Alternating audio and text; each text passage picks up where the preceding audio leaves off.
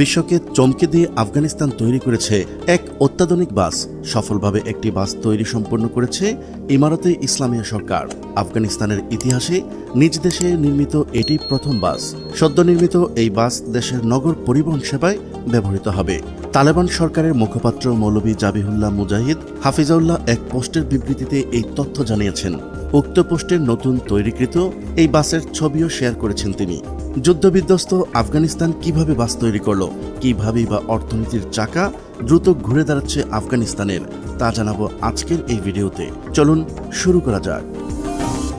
আফগানিস্তানে তালেবান ক্ষমতায় নেওয়ার 3 বছর পূর্ণ হলো। 2021 সালের 15 আগস্ট যখন তারা ক্ষমতা গ্রহণ করে, তখন দেশটি ছিল বৈদেশিক মুদ্রাশূন্য, দুর্ভিক্ষের একটি দেশ। অর্থনীতিও ছিল যুদ্ধবিধ্বস্ত, ফলে এই দেশটির ঘুরে দাঁড়ানো অনেক কঠিন ছিল। এখন পর্যন্ত তারা আন্তর্জাতিক স্বীকৃতি পায়নি, তাই নিজেদের বৈধতার দাবি জোরদার করতে সব ধরনের তৎপরতা চালিয়ে যাচ্ছেন তালেবান সরকার।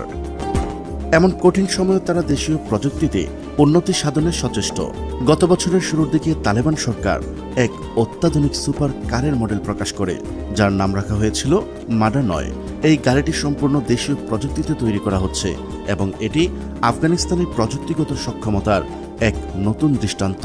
মাডা 9-এর ডিজাইন এবং উৎপাদনের জন্য তালেবান কাবুলের আফগানিস্তান টেকনিক্যাল ভোকেশনাল ইনস্টিটিউট এবং অ্যান্টক নামক একটি সংস্থার সঙ্গে সহযোগিতা করেছে।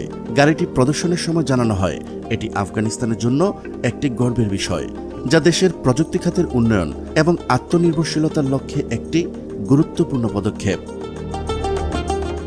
আর এবছরের অক্টোবরে কাতারের দোহাতে বিখ্যাত জেনেভা অটো প্রদর্শনীতে গাড়ির একটি মডেল প্রদর্শন করা হয়। তালেবানের এই নতুন বাস এবং সুপারকারের উদ্যোগ দেশের উন্নয়নের নতুন দিগন্ত উন্মোচন করেছে, যা দেশের প্রযুক্তিগত ও অর্থনৈতিক পুনর্জাগরণের প্রতীক হিসেবে দেখা হচ্ছে।